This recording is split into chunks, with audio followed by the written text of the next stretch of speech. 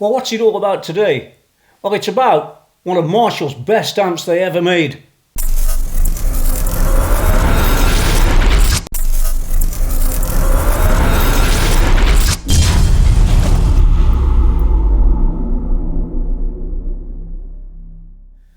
Now listen, here I am. If you think this is one of the average run-of-the-mill Marshall amps that, well, everybody's used and everybody's played for a long time and yeah, blah, blah, blah, blah, blah, well, you'd be totally wrong.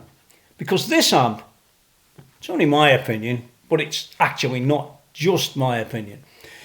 It's probably one of the best Marshall amps that's ever been made, and it was a limited edition. They only made it for a short while, and now it's in the annals of history.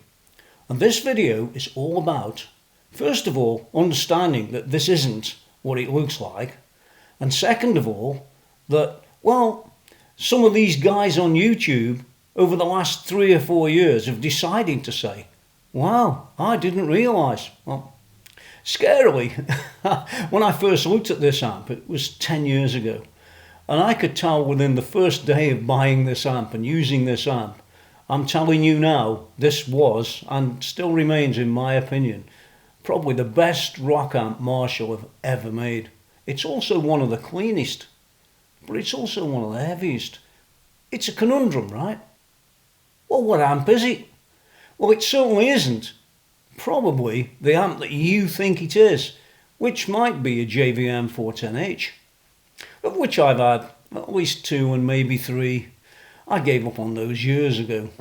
But this one, well, as soon as I found this one, well, the platform looks the same, but the amp really isn't. And I'm going to prove to you in this video from start to finish that this amp really is something very different. So let's zoom out, assuming I can. Yeah, there it goes. Oh my God, look at it. What the hell's that, Tony? Is it one of them JVM 410Hs? Well, Marshall still make them.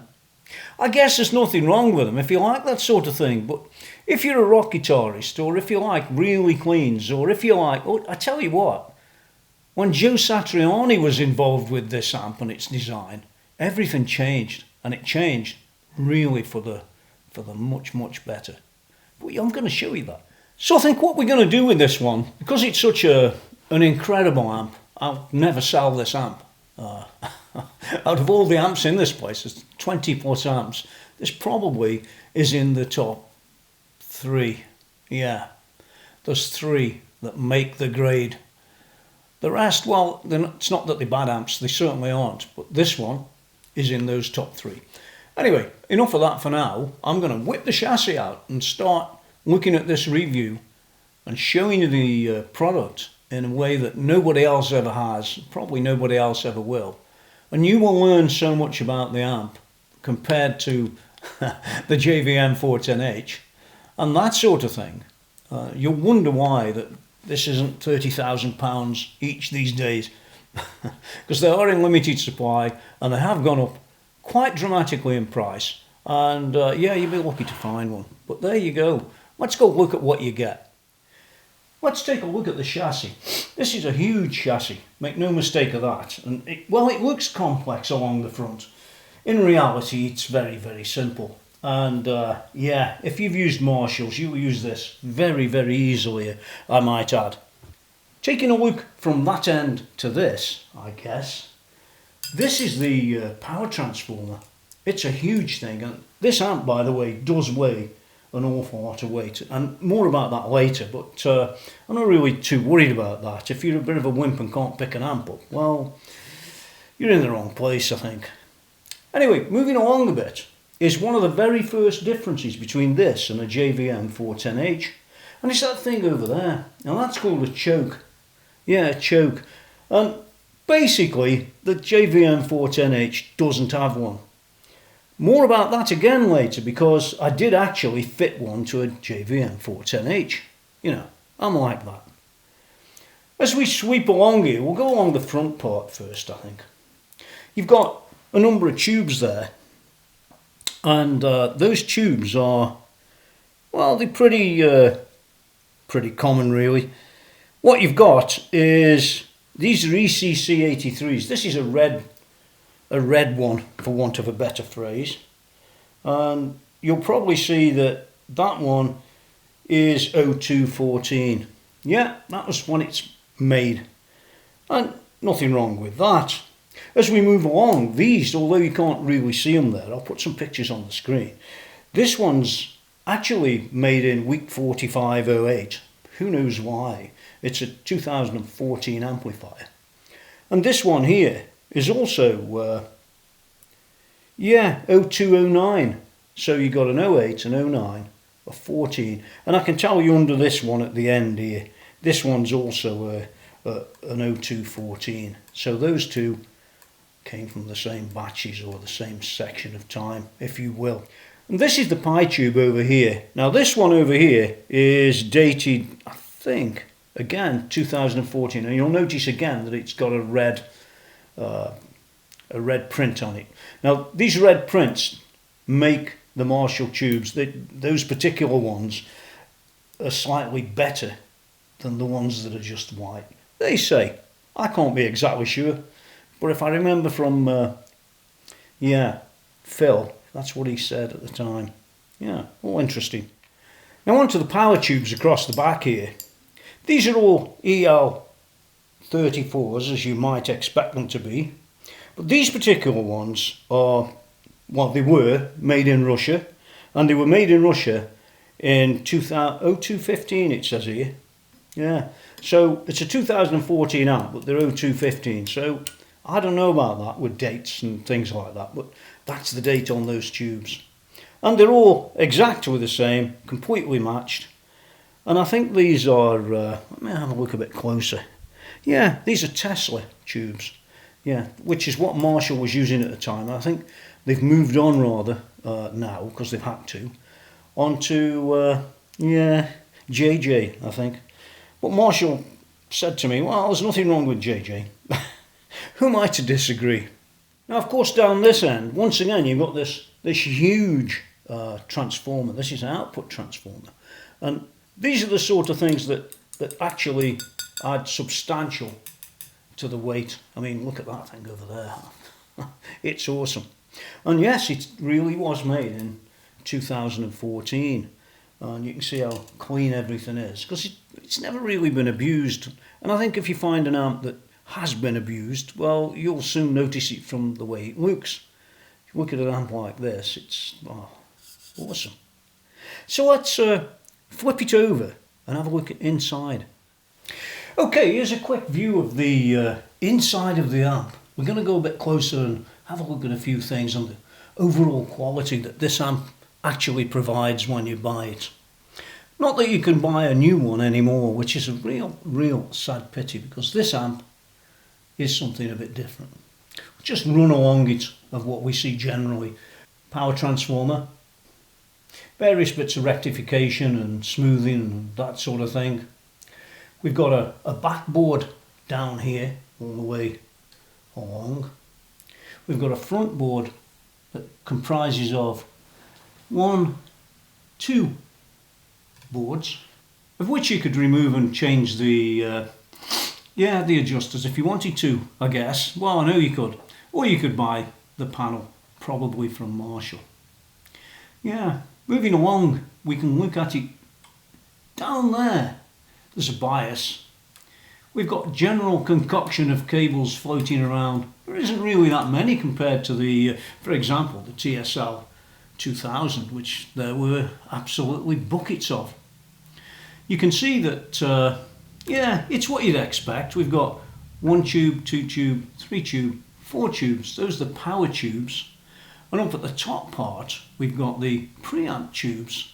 1, 2, and there are more. 1, 2, 3, 4. Oh, and don't forget down here, somewhere across here, we've got one other tube, which is probably the pi tube. Yeah, somewhere down there. So, all very nice. So, let's have a look at this section here. This is the output transformer. And you can see it's a pretty standard transformer. Run of the mill. We've got the input up the top there. Note the shielding here. And we've got the output control panel. Well, it isn't a control panel, it's an output panel, if you will. down here. So let's go and have a look a bit closer, and then it'll make a lot more sense to you, I guess. Okay, well, here we are, power transformer. And one of the things to note about this, right off the cuff, is that if you're looking at the input side of the power transformer down here, there is no secondary input. This one, I think, is it's either 230, 240, marked on there somewhere. Can't see it from where I'm sitting, but yeah, there it is. You're not going to convert it to 110 anytime soon unless you get another power transformer. And then you'll have a few other things to mess around with. But one of the things I do want to talk about is the connections also in this little section here that are up above. Okay, so I've moved across a little bit more so you can see them, and I'm going to put a picture on the screen that shows how clean and how well those are fitted to this chassis. If I go and look at Fractal Audio, loads and loads of other products like Friedman amps, and one or two others I can name, you'll notice that they're all caked up with gunk and doing everything to keep those sockets in place on the panels, which I think's really, really poor. In any case, look at these Marshall ones. They are absolutely as perfect as you could ever get, and these are what you're supposed to buy when you buy a professional amp. And even looking at this bottom one for the power input, you can see that it's perfectly cut. It's screwed in properly. It's never going to come out. It's protected properly. It's exactly what it should be. And I can't understand why some of these so-called makers can't actually do something as simple as what Marshall does here. It's perfect. And that's what you should be buying, isn't it? Were your dollars or your pounds inferior in some way? I don't think so.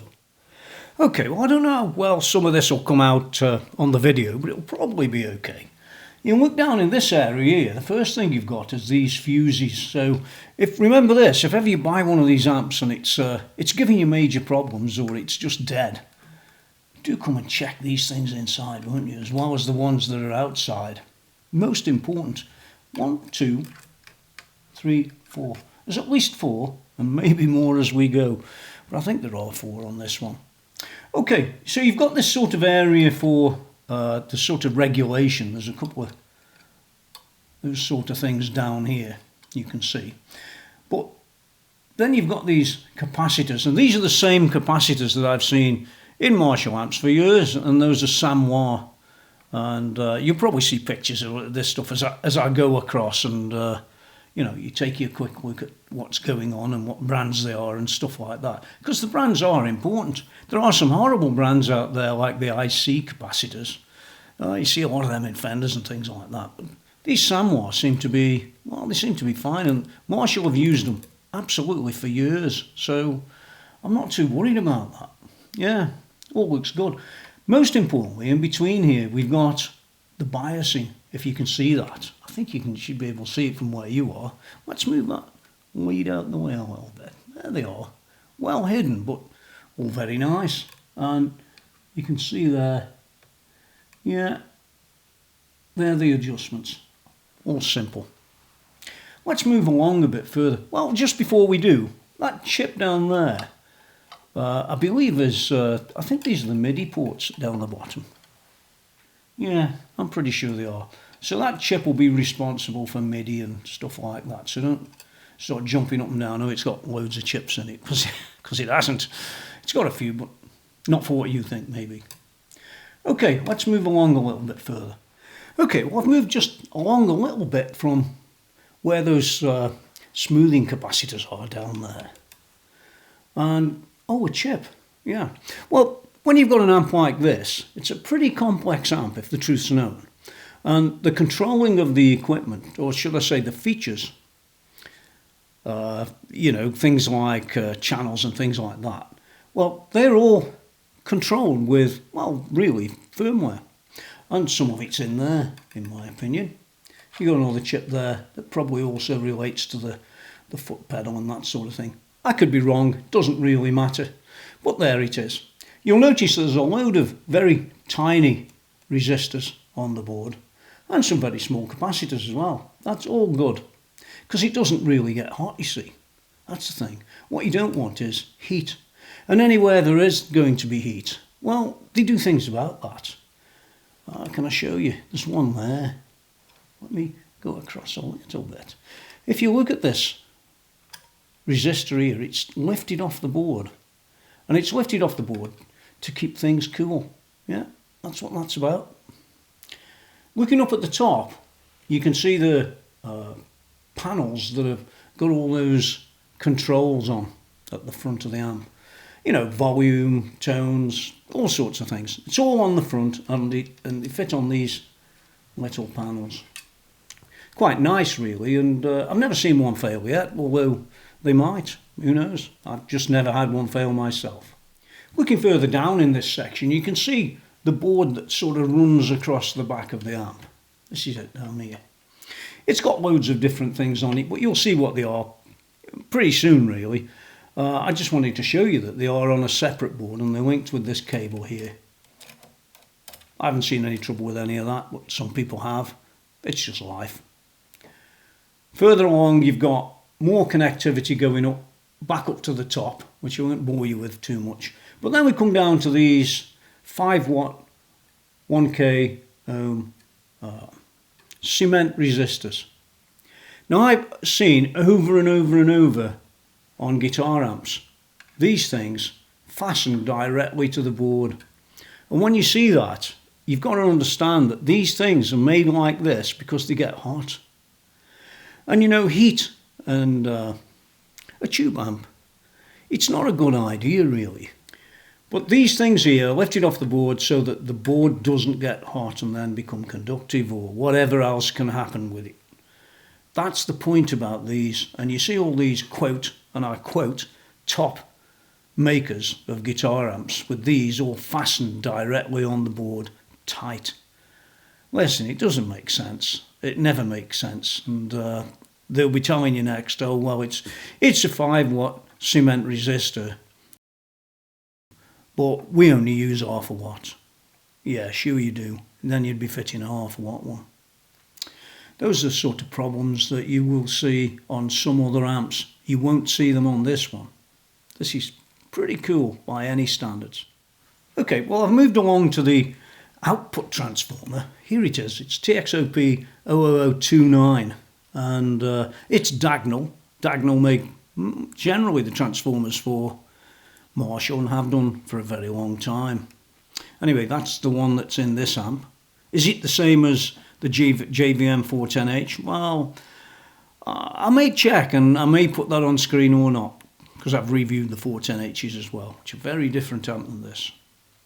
Yeah, down the bottom we've got this PCB that's got all the outputs from the output transformer off to your speakers. So that's what that's about down there. All very nice. Again, it's built well enough, looks pretty good to me.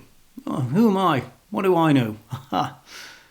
And there is the little tiny board that comes in the front of the amp up there. You can just about see it there. And here it is. And it's got one connector on it. Whips off down to the board. There is a, looks like an op amp on that, as there is on many, including Hughes and Kettner and all sorts of other brands that I could name. Yeah, so it's not uncommon practice, that isn't. This thing here is a shield that protects the input against getting any sort of hum or other problems from the output transformer. Yeah, makes sense. And that's a close-up of the inside of the amp. Really, really useful amp. Just before we do go, you can see yourself this material. I don't know whether it's 16 gauge or something like that. Who knows? But I can tell you now, it ain't moving. It's a really, really strong and powerful chassis. Okay, just a quick shot of the back of the cabinet just before we move on. I thought I might just show you that. Yeah, you can see in the bottom we've got this alloy type of material that sort of shields the bottom of the chassis, so that I guess it turns it into more like a Faraday cage type of thing that keeps spurious signals out. We've got these things here have got inserts on them, so they're not just straight into wood, although they look as if they are. This one, by the way, was finished by R. Wells. Now, I don't know if that's any relative to Phil Wells, but you never know. He was a great guy and he's retired these days, but yeah, very nice. What else can I say about it? It's built really, really well, and it's going to withstand most of the stuff that you can throw at it. Anyway, enough of that for now. Let's get on.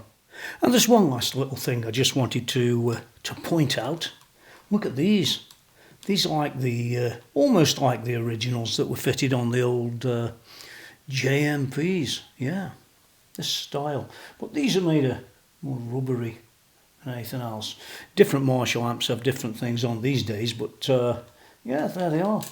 Sort of act like a sort of spring when you put pressure on them. And trust me, this amp can put a bit of pressure on. Okay, quick look around the back. We've got the output side of things going on here. These are the various places you can connect your speakers. 1 4 ohm, 2 8 ohms, 1 8 ohm, 2 16 ohms, or 1 16. There's a good mix of stuff there. Always very good on a Marshall. Yeah, you can depend on that stuff. We've got a programmable serial FX loop, but more about that when we come back to the pedal later on, which I haven't shown you yet. That's definitely worth taking a look at. And as you flip across a little bit, there's a control, yeah, for a return level.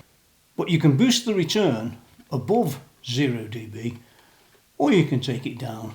Yeah, take your pick, so to speak. Next along, we've got a thing called a power amp insert. We can bypass it or activate it there. And basically, this is a preamp out, and that's a power amp return. So you could send this to other things, or you could bring something back into this one. Depends what you're trying to do, but it's all there nevertheless. Now moving along, you can see that it says here very clearly, Marshall made in England in Milton Keynes. I went there in something like February. So you should go and watch the video of the factory tour, and you know, it's all down there in the text, so always have a good look at the text on any of my videos, because they link you off into so many other things, all related to the sort of you know, target, so to speak. Anyway, here we got an emulated balanced line out. I don't particularly use those myself, so I'm not really that concerned about those. Some people say they sound great, some say they don't. Me, I don't care, I don't use it, so, but it is on the amp. Next we got the foot switch, who's got this white thing around it, so you can't confuse the two really, I guess.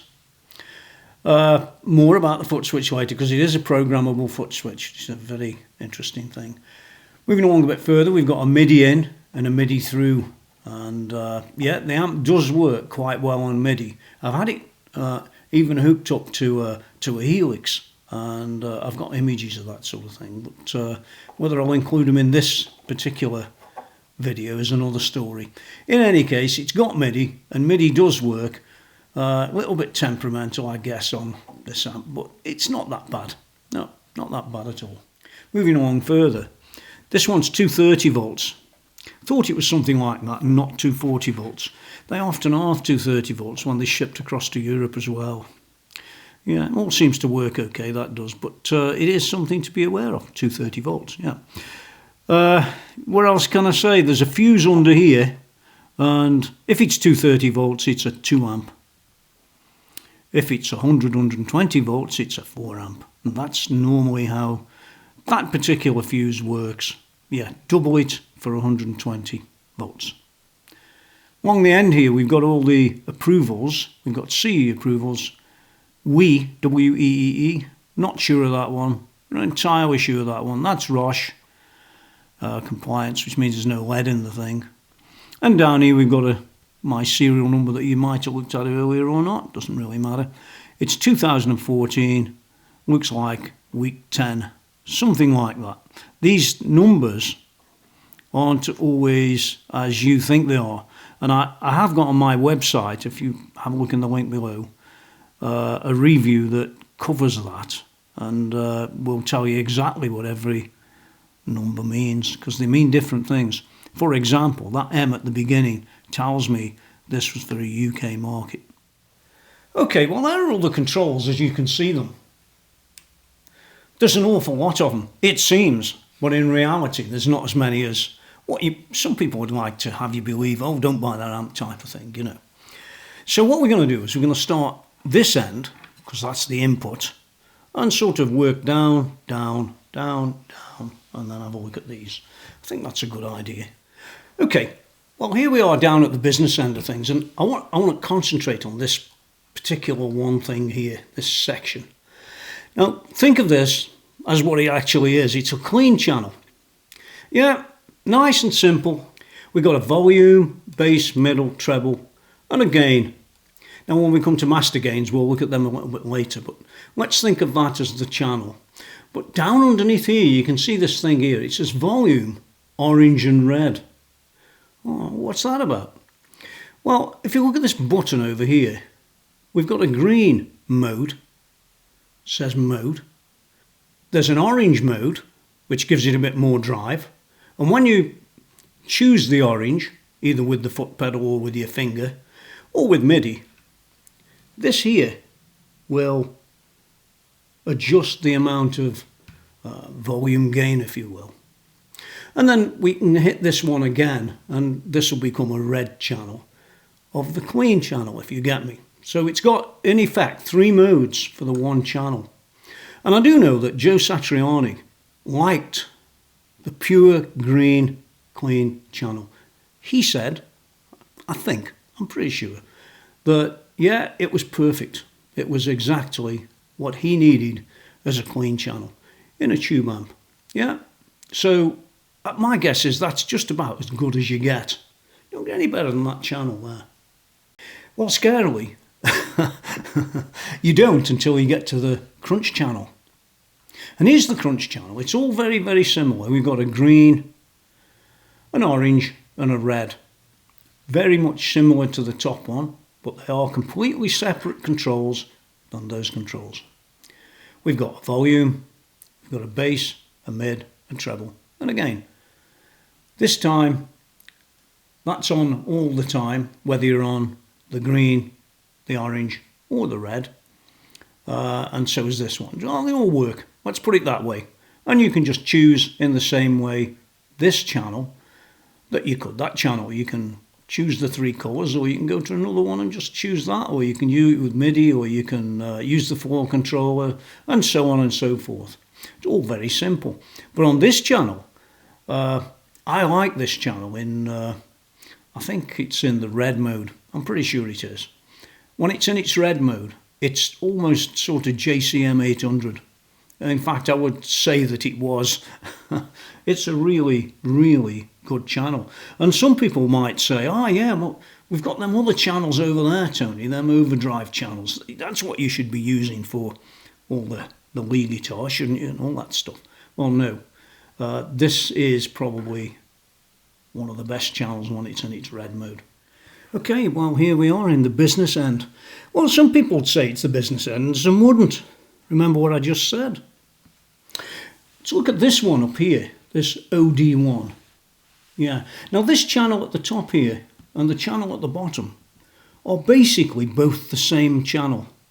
They're both the same, with one exception, which I'll come back to in a moment. So we've got OD1 with volume, bass, mid, treble and gain, as you'd expect. We've got green, orange and red, just as you'd expect.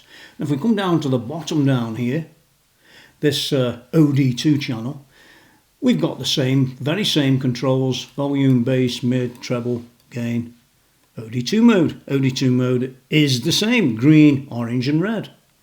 Well, what separates the two is this little thing here, this mid shift.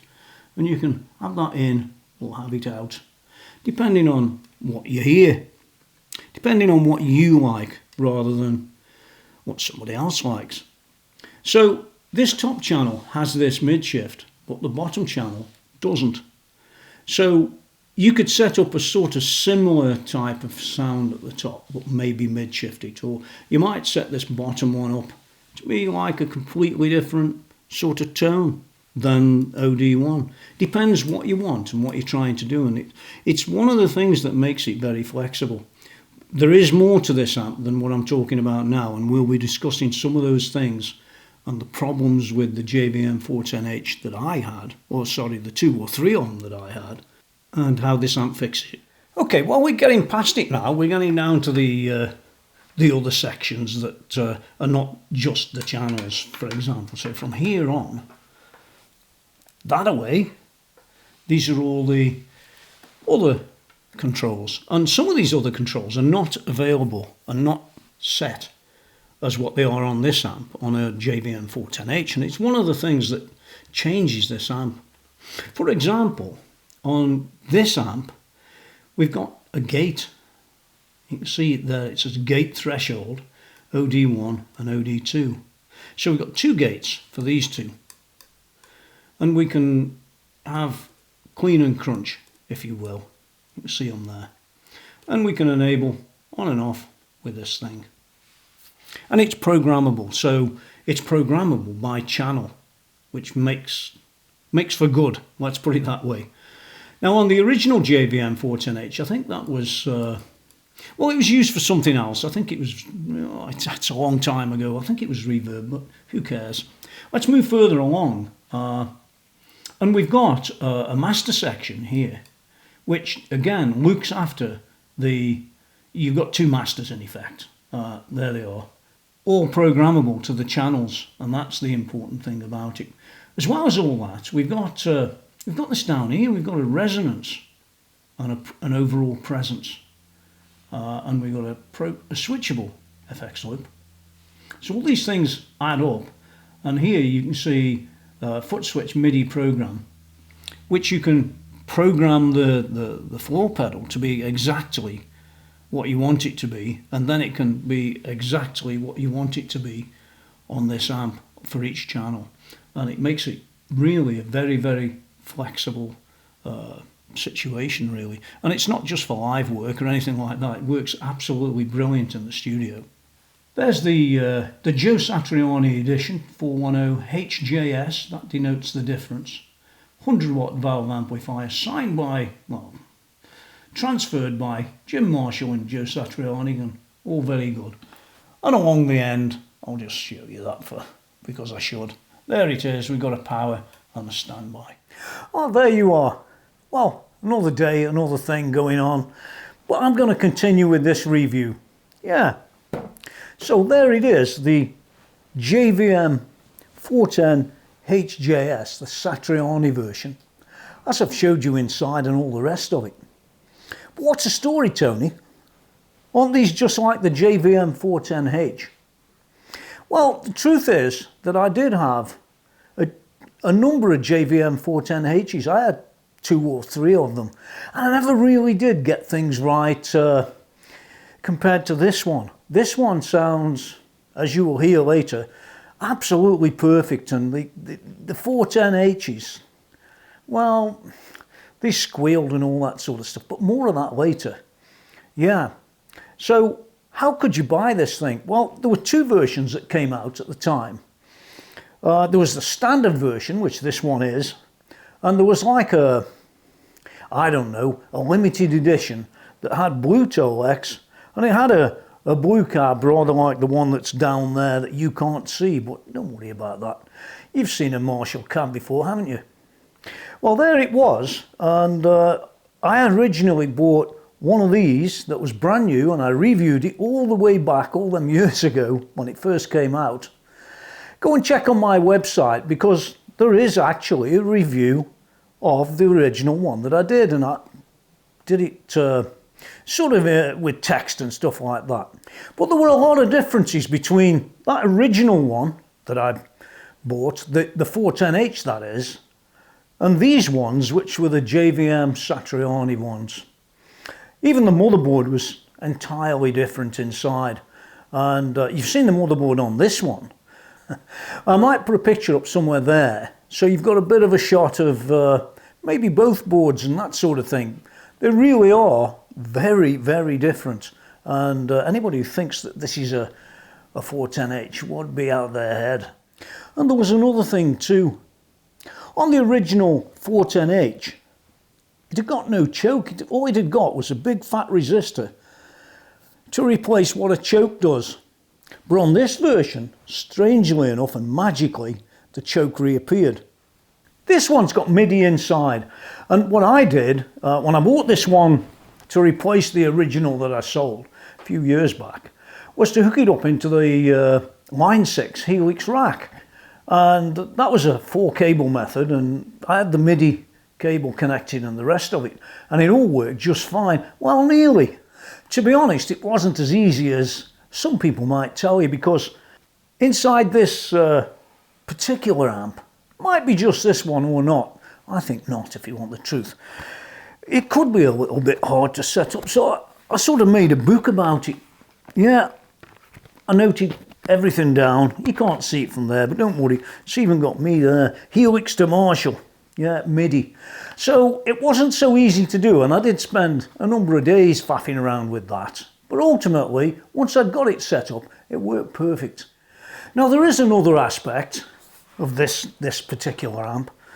Well, maybe the 410H as well. I haven't seen one of them for a while, but this foot switch, it was controlled by a regular guitar lead, and that changed everything, as they say. Well, some people do. And there you go. You've got all your settings and the rest there. You'll see the amp, maybe switching modes. Yeah, highly likely. Yeah, based on the way I had it set up.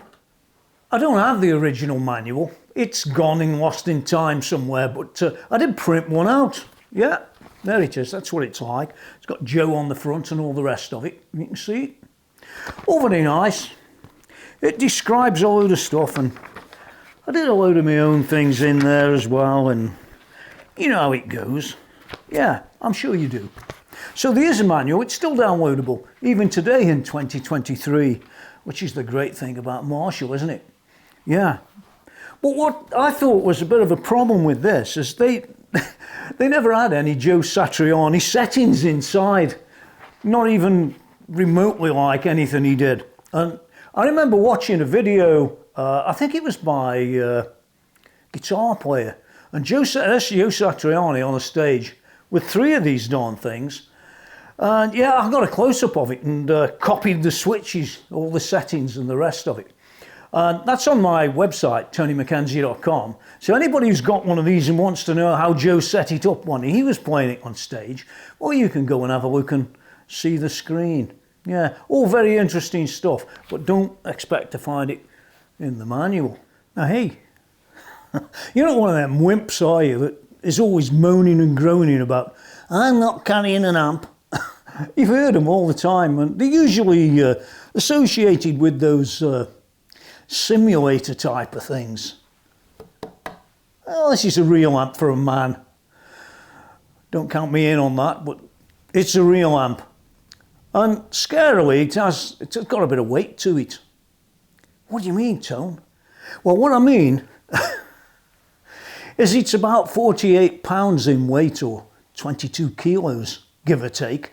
So if you're one of them little wimps, this might not be for you. But then again, if you were a real guitar player and you love the tones of Joe Satriani and the rest, well, and I mean the rest, it's probably one of the best amps for versatility that you could buy. Well, you're going to be after carrying it, right? That's as simple as that. Or go and get your simulator. Anyway. Now, if you can find one of these today, I'm sure you can if you look around enough. But you'll find that they're going up in price a bit like this. Now, guys will say to me, they might say to you too, oh yeah, but nobody wants them anymore. No, you know, they can go spiraling down and your money's gone. Well, I think exactly the opposite will happen. These are already discontinued. They only made, from what I understand, about 500 of the limited edition one, and not so many of the other one. Could have even been 500 in total. So the amp like this, as I said, it's extremely versatile, but from what I see, they're only going up in price. I don't see anything at all about these things going down anytime soon. And if you can find one, I'd really recommend you grab it, and grab it quick. Now, I do have to say, I won't be getting rid of mine anytime soon. Nope, it's staying. This is one of the sort of key amps that I've got from the Marshall stable. I've got a lot of Marshall amps kicking around. I've also got a Mezza Barber over there that Satriani also was using. sometime after this one, as it happens, in the studio. But in either case, or in any case, this has to be, for me, one of the best Marshall amps out there. It's so versatile. It's got total clean. It's got JCM 800s in there. It's got the old plexis in there. And it's got everything else that you could dream about. And don't forget all those other settings that are different than the 410H. Oh, one important thing I do want to talk about is this, that when I originally reviewed this on my website, www.tonymackenzie.com, you can go there now and have a look at the original review. But there you go, it's something you should take a look at on that website, because you're not going to find it anywhere else at all. Well, I have moved on since the days of the original review, and as far as score's concerned, which I think matters, you know, because I've had 2 of them now, whereas a lot of guys haven't had any of these things. They've probably never even seen one, some of them. But it's a 10 out of 10. I think on the original it was about a 9 out of 10 or something like that. And that was limited back because I couldn't find the settings for Joe in the manual and silly things like that, really. But today, looking back at this particular amplifier, the JVM 410HJS, the Sach version, well, it's got to be a 10 out of 10, and I don't really know of any other amp I've got that is as versatile and can hit the rock and the metal and the not so rock and not so metal and the jazz and the blues and all the other things, and they're totally clean like this amp can. And I think that's what Joe Satriani wanted, actually. Well, I could harp on it forever about this, couldn't I? I'm not going to. You've seen everything you're going to see, well, in this video regarding the hardware, regarding my own views and experience with this amp. But now I'm going to go and play it. Who knows what I'll play? I might play one track, a number of tracks. Who knows? Who really cares? If you fish on the internet, you'll find loads of guys probably playing these. Who knows? Now, don't forget, you lot, I need your I need your subscriptions. So come along to my channel, do that thumbs up, do that subscribe, and then you know, notifications. All notifications, they say. I don't care whether you do all notifications or not, but that's up to you. But if you want to get other videos like this one, you know, where you actually get to see everything rather than these guys just trying to sell you something, well, my channel's quite good for that. And I've got well over 400 videos since 2009 on YouTube. So this is why I look as old as I am. It's because I am older. Oh my God, yeah. So don't forget to do all that stuff, and you know, let's get down and have a few blasts on this. It is what it is. If it comes out great, then great. And if it comes out not so great, don't give me too hard a time, right? Now get out of here.